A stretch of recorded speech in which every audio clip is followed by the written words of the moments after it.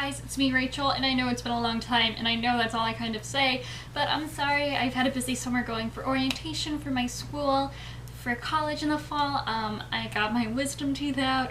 I've fallen in love with Buffy, the Vampire Slayer. So I have been a little preoccupied just enjoying my last summer with all my friends before we embark on our next great adventure or whatever.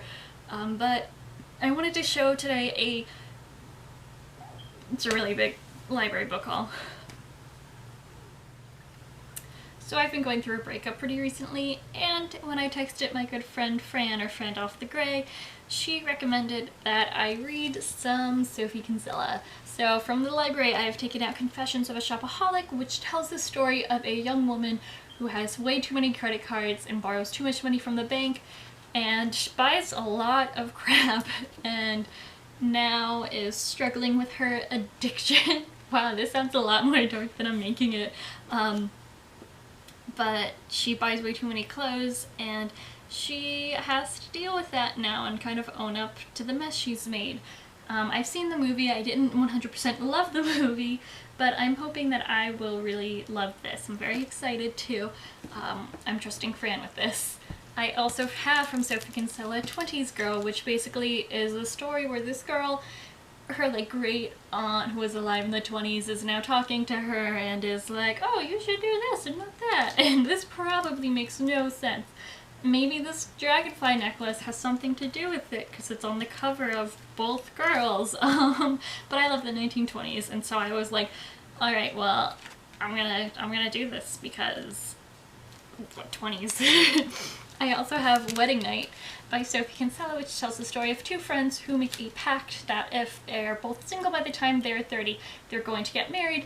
They're 30, they're single, they're gonna get married now, and it's kind of like everyone says they shouldn't, and who knows if they will, or will they, won't they, will this be a good thing for them, or will it not? That's kind of the plot for this book, and I believe this might be her latest one. I'm not sure, but I'm very, very excited to read it.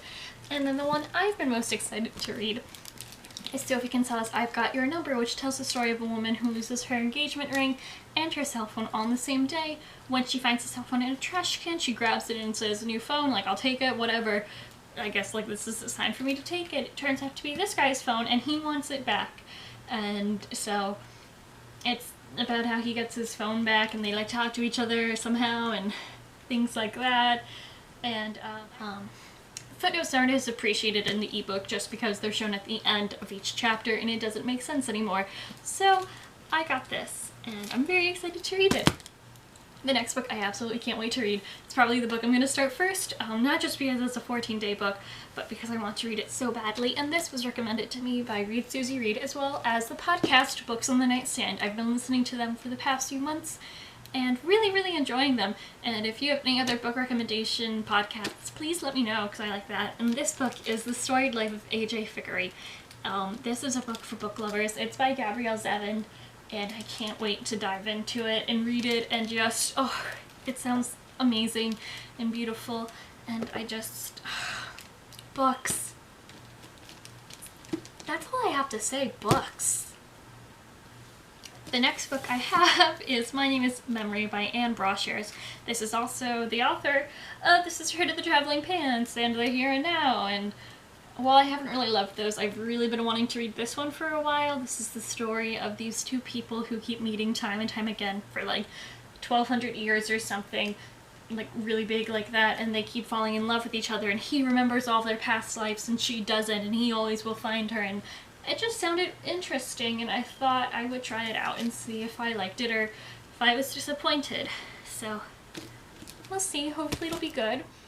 This summer I've been really trying to get into different formats of reading instead of just sticking with a physical or an ebook. I've now started trying audiobooks. So the first one I read this summer was Harry Potter and the Sorcerer's Stone. I absolutely loved it because it's Harry Potter and Jim Dale does an amazing job reading them. So now I have Harry Potter and the Chamber of Secrets, which we all know what it's about, and if not, just dive in and you're gonna love it, trust me. And Jim Dale does a phenomenal narration for it. I love all of his voices, and just, you need to go get it right now. I also have The Sweetness at the Bottom of the Pie by Alan Bradbury. I'm sorry I'm holding this weird, I'm trying to cover up the name of the library. But this is about an 11-year-old chemist who winds up solving a murder mystery type thing on her grounds or something. I don't know exactly, but I've heard good things, and this also was on the Book on the Nightstand podcast, and the guy on that, like, they're both publishers, he really liked it, so I figured I'd give it a shot. Next, I have S by J.J. Abrams, which is the story of two people writing in this book, The Ship of Theseus, and their conversation and their, like, relationship. And then, so I don't know if you can see, but there's all these, like, different writing there. And then, let's see, oh, they have, like, little things that you can take out that add to the story. Like, this is a newspaper article, and just, like, more conversations. And then, like, you flip through later, and, like, someone else, like, right over here, there's 4 colors, so it's, like, two sets of couples are all reading this at different times, and, like, it just looks really good. And J.J. Abrams has made some pretty good shows and whatnot, so I figured I'd give it a shot. As I mentioned before, I had my wisdom teeth out, and when you get your wisdom teeth out, you're kind of really loopy if you get, like, knocked out. I had the needle in my hand, like, right over here, and it had the medicine in it that makes you, like, take a little nap for a little bit, and when you wake up, you're really out of it, and you don't remember a lot. Like, I'm not sure how I got home exactly, but, I started recording myself for a little bit, and I'll just insert a clip of what I sounded like here. I want to read a graphic novel. Oh yeah? I feel like I should. Yeah. I should do Watchmen. Watchmen? Yeah. Have you heard of it? I'm not sure, maybe. It's by this guy. I think his name is Alan Moore. Not Mr. B. Moore or C. Moore. I think it's Alan. Oh yeah? So he's A. Moore. Oh yeah? He did V for Vendetta. Oh yeah? This then led me to go on, while I was very high off of this medication, onto the internet, onto the library website to take out some graphic novels. So I have a bunch of graphic novels to read. I also have, the first one I had was Anya's Ghost, which I can't remember the author, so I'll put their name there, which told the story of this girl who falls into a hole, and she is so scared that she's going to be stuck there forever because there's a skeleton down there, and little does she know that the skeleton has a ghost. She soon finds out and befriends this ghost, sort of, not really, but, and it's about their relationship, and it helps her see things about herself that she didn't before. And it was a good story. I liked it. I didn't love it. So that was the first one I got. I also have Fun Home by Alison Bachel. Alison Bachel is the woman who, you might recognize her last name of having the Bachel test. It's sort of her theory because, like, she and a friend kind of coined it. It was her friend's idea, and then Alison Bachel put it in her comic strip, and that's how it became really popular. Basically, it is this criteria that films should have more than 2 women who B, talk to each other throughout the course of the film, C, about something other than a man. And I feel like that should be a criteria that all films should have to meet in order to, like, be made. But whatever. This is basically, though, her memoir. And I've heard it's very, very funny. Hopefully. Yeah, hilarious on the cover. So I can't wait to dive into this and learn more about her. I also have The League of Extraordinary Gentlemen by Alan Moore, Kevin O'Neill, Ben Demagogue Molly. I'm so sorry, I have no idea how to say your last name. And I have Bill Oakley has also done this. I know this is a movie. It's supposed to be very good, I think, so. It's America's Best Comics, so I figured I would try it because it seemed cool. I just realized this is my second time filming it because I didn't realize I cut off my head last time, but I have the second volume of Lock and Key and not the first volume, so this will have to be exchanged for the first volume, or I should go get the first one now and not have to worry about that. But I have that. I really want to read the first one. Finally, this just came in today. I have volume 1 and 2 of Persepolis, which I've been told is an amazing graphic novel. This is recommended for anyone who wants to get into graphic novels. And I got volume 2 first and was really mad because I wanted volume 1 so I could start it. But I'm very, very excited just to dive into this world, and I just want to go now. the one graphic novel I really wanted while I was all high was Watchmen by Alan Moore, which I had several Moores who are teachers at a school. Moore is a very common last name, and made a joke about ABC Moore because respectively with their first names, one starts with a B, one starts with a C, his starts with an A. So I've never seen the film for this. I've heard it's good, I think. I don't know. There are kids at my school who really liked it, but should I trust their judgment? Who knows? At my old school actually now, because I graduated.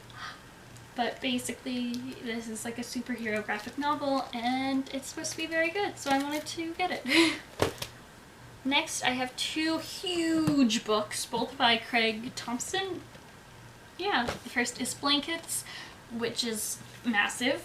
And I don't know too much about this, I just know it's supposed to be very good, and I know that Books and Quills really liked it. And I guess it's the story of family and first love, which goes awry in life. That which goes awry in life goes well as art. So, you have Blankets, and it's massive and it looks beautiful. I love the cover design there. And then I also have Habibi, which I believe is about, I don't want to be incorrect and have people get mad. Oh, I didn't know child slaves. So I know it has to do with Christianity and Islam, but I'm very excited to read this and just see what it's about. The inside, I think, is so beautiful. Just their end pages are so pretty. So there's that. And my very last graphic novel, shocking, I never thought we'd get to the end, is Frey by Joss Whedon, Carl Maline, and Andy Owens. And I've started watching Buffy the Vampire Slayer. I'm almost at season 2. I'm super excited to continue on. My roommate has inspired me to go on and watch it, and so I figured I would try out one of Joss Whedon's graphic novels to see if I want to continue on for the season 8 that's all told in graphic novels. And this is just like a girl who's badass, doing some badass things and saving the world. I'm pretty sure that's what this is about. So those are all of the books that I've gotten from the library. Use your local library, kids, because free books. Like, who's gonna turn that down? You gotta use your local library. But yeah, so those are all the books I have. I'm gonna go be doing a lot of reading now. In actuality, probably finishing season 2 of Buffy, because I only have 2 more discs left. Because I have season 1 and season 2 on DVD, but I don't have any of the other seasons, because I don't know why. So I'm probably gonna go finish that tonight, and yeah. I also, if you were curious, got my computer for school. I have the new MacBook Pro with Retina display. Ooh. Ah. Yeah, so that's that. I like it a lot so far. And yeah, if you have like any apps or anything that like I need to have on this, let me know, because I'm really kind of lost by that app store for MacBooks and would like some insight on that. But I'll edit this in iMovie, which is gonna be so weird. But yeah, that's it for this little library book haul. Not little. And I'll see you guys next time. Bye! Thumbnail! Oh god. Oh look, now I know when all these are due.